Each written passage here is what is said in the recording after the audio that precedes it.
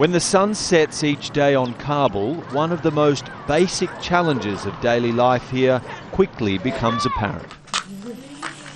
Despite 6 years of international aid after the US-led invasion, the Afghan capital still has very little electricity.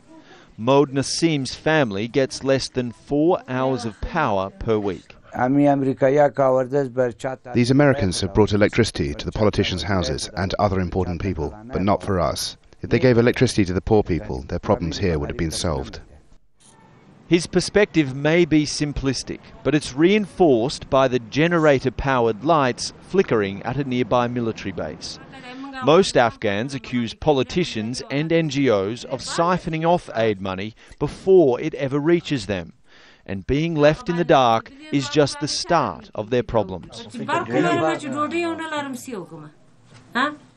If I have electricity but no bread, then what good is it to me? If I don't have peace, then what will I do with electricity?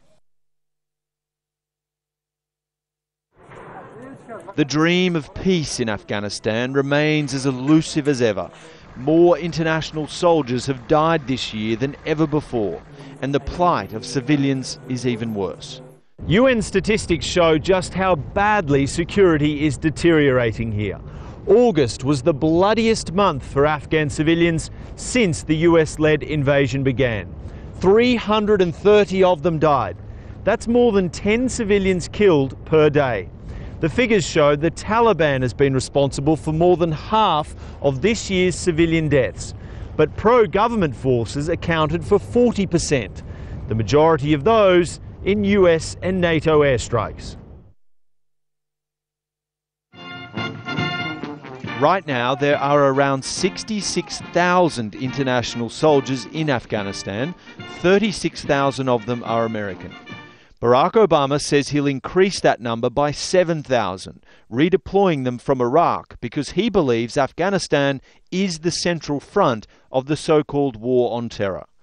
John McCain also supports an unspecified increase of soldiers in Afghanistan, but believes Iraq is still the top priority.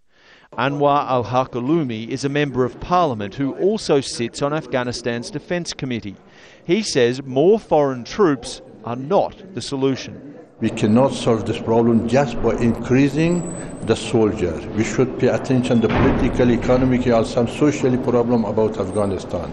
We hope from the next president of the United States of America to pay attention about that.